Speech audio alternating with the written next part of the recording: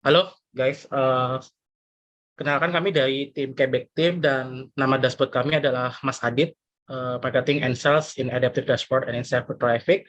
Thank you tuh Mbak Debo, Mas Faiz, and tim ya yang udah kerja keras untuk menyiapkan ini. Nah, di sini apa sih sebenarnya problem yang kita angkat? Secara general sih, karena di e-commerce itu kan semuanya tuh crowded ya, cepet banget, dinamis banget, baik dari sisi customer maupun merchant itu sangat spread banget, dan itu mereka setiap departemen, khususnya untuk departemen sales, departemen produk, departemen yang lain-lain tuh menginginkan ada suatu insight yang komprehensif dan tentunya itu bisa ambil call to action secara langsung kayak gitu. Nah, untuk siapa sebenarnya dashboard yang ini, itu kita bagi menjadi 3 departemen besar. Tentunya yang pertama dari Ops, dipimpin oleh COO, nurun ke Sales Manager, Sales Director, dan Sales Team. Lalu untuk di bagian marketing dipimpin oleh Chief Marketing Officer, Finance Director, Marketing Director, and Digital Marketing. Lalu untuk juga tentunya untuk pengembangan produk dipimpin oleh Chief Product Officer, Product Manager, dan tim Bizdev sendiri. Nah, untuk mereka kenapa kok memiliki hal itu nanti akan ada dibahas di user story analysisnya. Nah, solusinya sendiri dari masalah tersebut ya kita membuat Mas Adit ini seenggaknya nanti bisa menjawab apa sih yang mereka mau kayak gitu. Nah, terus user flow-nya ini akan lebih kelihatan kalau kita nanti banyak explore di dashboard-nya langsung. Tapi kurang lebih kayak gini, dari homepage nanti akan dipilihkan antara sales, marketing, A/B testing. Jadi nanti orang yang akan melihat, mereka harus tahu dulu posisinya mereka ada di departemen mana, sebagai apa, dan mereka nanti bisa klik sesuai dengan profil mereka gitu. Nah, dari user story-nya sendiri, untuk bagian sales page dari user, itu menginginkan adanya dashboard yang bisa memonitoring KPI sales setiap seller. Jadi fokusnya di sini adalah sellernya. Lalu selanjutnya, mereka juga menginginkan adanya dashboard page yang setiap kategori produk itu menyumbangkan berapa revenue sih, dan itu bisa dilihat dari geografinya. Yang terakhir adalah mereka juga menginginkan adanya informasi berupa behavior seller dari setiap kelompok-kelompok tertentu. Jadi nanti ada semacam clustering dari setiap sellernya sendiri. Nah, selanjutnya untuk marketing dan A/B testing akan dijelaskan oleh Mas Faiz. Monggo Mas. Oke, selanjutnya adalah tentang analisis user story dari marketing page. Di sini adalah bagaimana user menginginkan dashboard page yang berisi KPI untuk memonitor marketing dan juga campaign yang sudah berjalan. Nah, terus selanjutnya adalah user menginginkan dashboard page yang bisa kategorisasi customer di sini berdasarkan dari RFM index. Terus juga user menginginkan dashboard page yang bisa memberikan performa dari campaign yang sudah dilakukan. Oke, untuk selanjutnya adalah tentang A/B testing page. Di sini adalah user story-nya, bagaimana user menginginkan dashboard page yang berisi KPI A/B testing untuk memonitor eksperimen dari produknya. Terus yang keduanya adalah user menginginkan dashboard page yang bisa memberikan hasil gambaran eksperimen produk yang sudah atau yang akan ingin diluncurkan. Oke, selanjutnya kita akan langsung ke dashboard-nya. Oke, thank ini you tampilan Mas pertamanya. Penjelasannya ya. Selanjutnya Mas Bima. Oke, di sini saya megang yang bagian sales ya. Jadi ketika kita berhadapan dengan dashboard utama, homepage ini akan memilih antara Anda tuh sebagai apa dulu, departemen sales, marketing, atau bagian dari BizDev. Nah nanti karena di sini saya mau usikan sebagai sales, maka saya akan klik dari sales-nya. Nah, halaman yang pertama adalah performance overview. Jadi di sini sesuai dengan user story tadi, mereka tuh menginginkan adanya sesuatu yang bisa di-track secara KPI. Sales-sales ini nantinya bakal sebenarnya mereka tuh tiap bulannya itu memenuhi target atau enggak. Nah, kalau bisa dilihat di sini bahwa kebanyakan dari underrated seller itu enggak pernah bisa tembus target. Lalu yang selalu achieve itu yang star seller, dan kita lihat bahwa indoor seller itu fluktuatif ya, kadang tembus kadang enggak. Lalu juga melihat transaction trend-nya, kita juga bisa lihat revenue-nya pada range waktu sekian dibandingkan dengan periode sebelumnya, ada peningkatan berapa sih. Nah, ini sebenarnya untuk mengukur apakah sebenarnya nantinya di sales ini sebenarnya sudah achieve KPI atau enggak. Nah, kalau enggak harus ngapain. Nah, terus selanjutnya di informasi produk sesuai dengan user story tadi, bahwa mereka menginginkan adanya apa aja sih produk-produk kategori yang diinginkan oleh mereka, tapi kita bisa lihat di setiap state-nya, di setiap wilayahnya, apa yang paling menyumbangkan revenue paling besar dan apa yang paling laris di situ.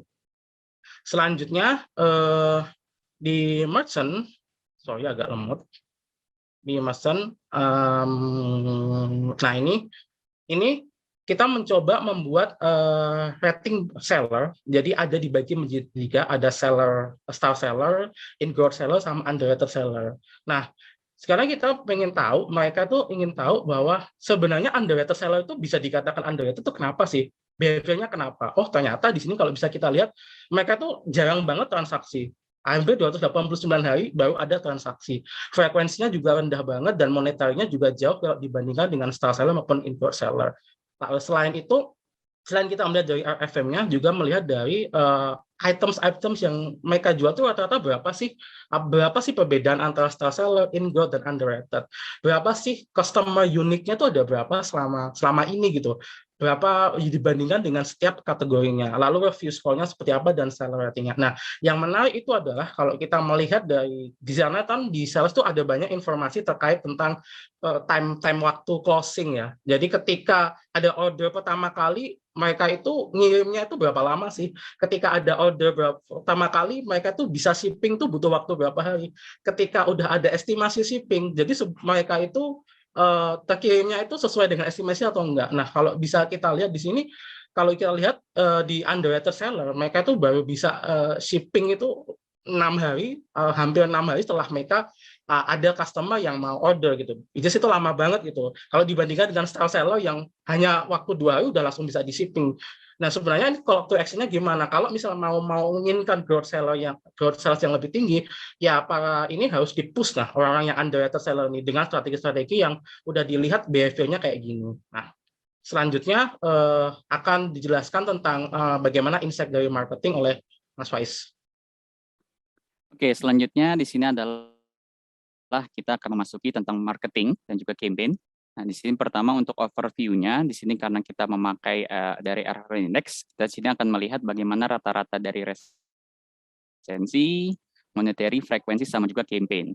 Nah, di sini kita akan lebih fokus ke bagaimana age group ya. Di sini kita membagi menjadi 3, remaja, lansia, sama juga orang dewasa, di mana remaja ini kita membatasi dari umur belasan sampai umur 23, untuk dewasa dari umur 23 sampai 60, dan elderly itu di atas 60.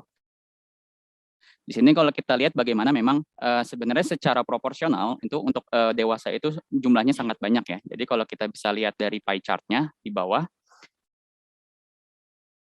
ya, di sini memang hampir 90% itu orang dewasa yang menjadi customer kita. Tapi di sini ternyata ada beberapa evaluasi di adult-nya sendiri ya. Kalau misalkan di sini kita lihat bagaimana campaign-nya dari keseluruhan total, itu remaja itu hampir 50% itu pasti akan tertarik gitu. Mungkin karena memang para remaja itu kan dari secara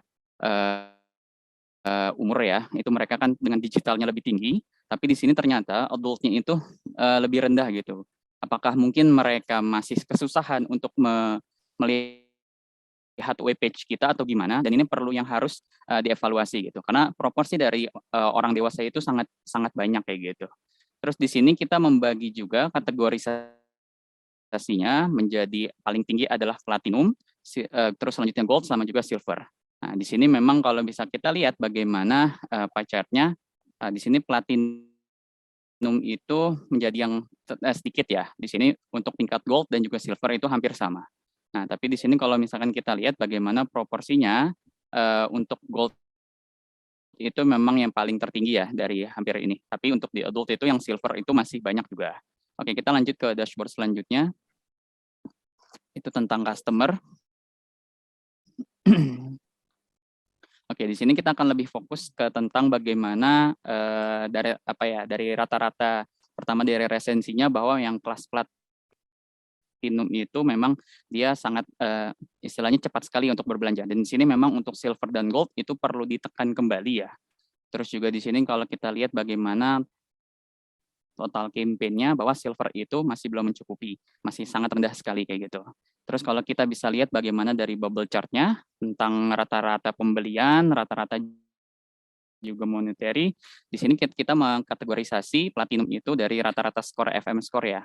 Jadi dari 1 sampai 2 itu adalah platinum, 2 sampai 3 adalah gold, dan juga juga 3-4 itu silver. Di sini memang lagi-lagi silver itu perlu dievaluasi kembali untuk ditingkatkan kembali dari tadi ya, dari resensinya, purchase-nya juga kayak gitu. Oke, next-nya untuk yang di monetary dan campaign. Nah, di sini kita akan melihat bagaimana time series ya dari produk-produk apa saja. Kalau kita bisa lihat secara grafik itu trennya menurun gitu. Trennya menurun di sini dan ternyata memang harus menjadi salah satu evaluasi besar-besaran gitu ya. Karena dari tahun 2012 sampai 2014 itu dari monetary sama campaign-nya itu menurun. Oke, terus di sini kalau ke bawahnya lagi di sini kita lihat memang rata-rata untuk monetary-nya untuk di bidang platinum itu memang sudah sangat tinggi ya. Untuk gold itu juga cukup, tapi di silver di sini kita lagi-lagi harus dievaluasi.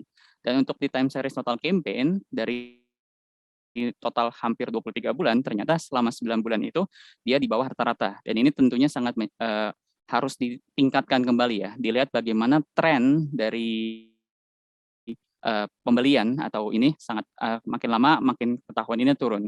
Kalau misalkan perusahaan tidak bisa meningkatkan dari segi marketingnya, tentunya di sini akan terus menurun sampai ke bawahnya. Oke, selanjutnya kita ke A/B testing. Oke, ya. Oke, untuk A/B testing sendiri di sini kami mungkin belum terlalu mendalami karena baru sedikit ya. Di sini dari time series memang kalau kita lihat bagaimana di sini kan terbagi jadi control sama treatment, terus juga di sini kami melihat membagi dari yang menjadi jawabannya no sama yes. Tapi di sini kita mencari p-value-nya itu dari keseluruhan waktu dan di sini kami membuat hipotesis nolnya itu adalah bahwa new page sama old page itu sama saja, kayak gitu dianggap seperti sama saja dan H1-nya adalah bahwa new page itu lebih baik daripada old page. Nah, berdasarkan p-value yang kami lakukan ternyata adalah 0,277 di mana lebih besar daripada 0,05. Jadi kita sulit mereject dari hal 0 sehingga kita berkesimpulan bahwa new page itu sama saja seperti old page. Sehingga new page itu dianggap biasa saja dan kurang disukai sebagai layanan baru.